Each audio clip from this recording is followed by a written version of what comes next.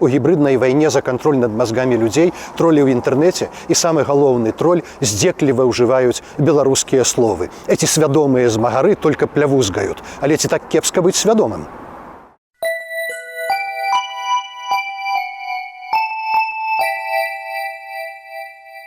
Падкасты Радыё Свабода. Мова пра мову з Вінцуком Вячоркам.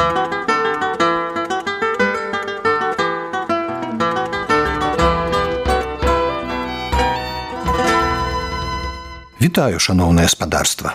Троль сёння – гэта не толькі змрочны персанаж скандынаўскай міталогіі. Тролямі называюць платных каментатараў у інтэрнэце. Іхная задача – правакаваць, зняверваць, дэзінфармаваць. Гэта трэба ўлічваць і не думаць, што ўсе каментатары адлюстроўваюць рэальную грамадскую думку. Цікава аналізаваць лексычны арсенал троляў. Напрыклад, у меня такое ощущение, что они, эти сведомые белорусы, вообще никогда в Беларуси не были. Эти сведомые тоже воевали на стороне немцев. Ох уж эти сведомые. Они ведь пакостят ни Лукашенко, ни министрам. Они усложняют жизнь обычным гражданам своей якобы любимой страны. Современная сведомая пропаганда как раз строится на тезисе «Мы особливые, оставь нас, Россия», а начинается все с безобидно «Мы не любим войну». Чаму тролі любяць беларускае слова «свядомыя» і што яно ў іх азначае? Нагадаем выказванні галоўнай трыбуны дзяржавы. Усебеларускі народны сход 2006 году. На МТЗ мы возобновляем производство, можно это сказать, шасси для Тунгуски, самого современного вида оружия. Но вооружение-то в России сами не можем. Когда-то загубили эти сведомые, которые сегодня стремятся к власти, нет, проект загубили на МТЗ. Так же было? Аказваецца, свядомыя ў вуснах прамоўцы – гэта нейкія, відаць, беларускамоўныя грамадзяне, якія ўсяляк яму і народу перашкаджаюць. Трэба сказаць, што беларускія словы ў прамоўцы з'яўляюцца рэгулярна, як правіла, у падобнай негатыўнай ролі. И они плявузгают о миллиардах долларов, которые мы получаем от торговли оружием, не потому, что они знают что-то и хотят чего-то лично услышать. Это подача их хозяев из-за рубежа. Где же эти деньги? Плявузгаюць тыя самыя свядомыя. А хто ж такія свядомыя людзі па праўдзе? Сягнем ажно да слова пра Ігараў паход, дапусціўшы, што тэкст аўтэнтычны. Ігараў брат, трубчэўскі князь Усевалад, кажа пра сваіх курскіх ваяроў. А маіці куряні сведамі кмеці, пад трубамі павіці, пад шаламы ўзлялеяны, канец копія ускормлены, пуці ім вядомы, яругі ім знаёмы.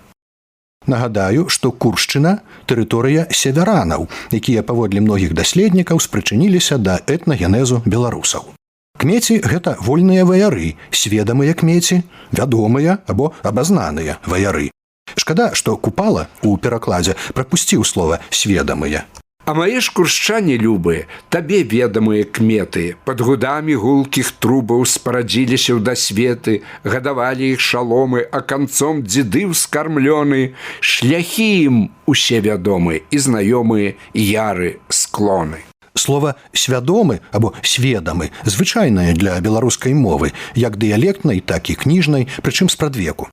Яшчэ Скарына яго ўжываў у значэнні «вядомы» ці «гатовы да выпрабаванняў». Сэрца ж царова несвядома есть. Слова «сведам'е» у яго азначала сведчанне, сумленне, веданне. Часта убо прадходзяць злыя рэчы, унягда грызець сведам'е. Значыць, сведамы чалавек з сумленнем.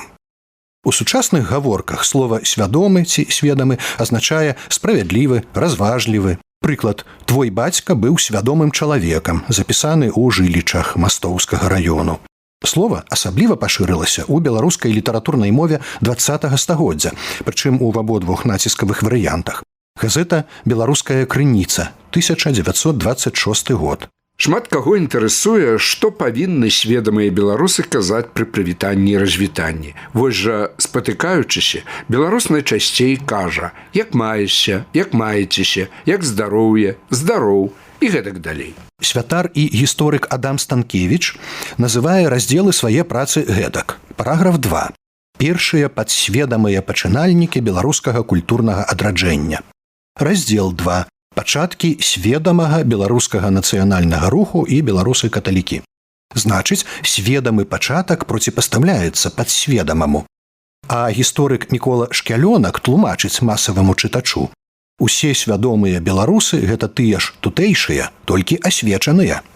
Сучасны тлумачальны слоўнік падае некалькі значэнняў слова «свядомы», якому ўласцівая свядомасць, разумны, асэнсаваны, здольны мысліць і разважаць, перакананы ў правільнасці сваіх поглядаў, дзеянняў, які дзейнічае наўмысна.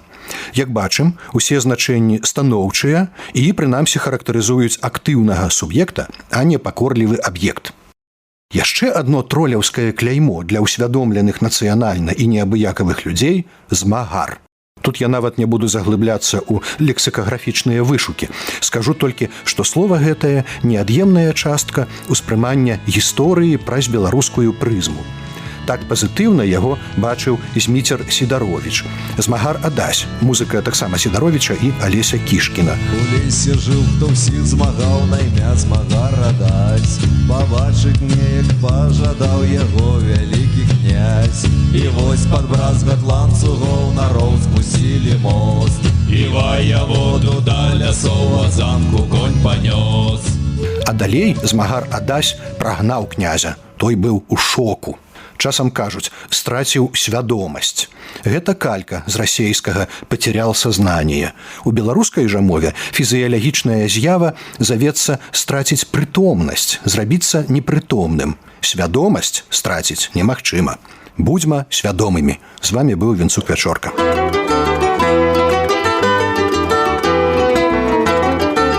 Вы слухали падкаст «Радыё Свабода». Усе падкасты «Свабоды» ў інтэрнэце на адрасе свабода.орг. Штодня, у любы час, у любым месцы, калі зручна вам. Свабода.орг. Ваша свабода.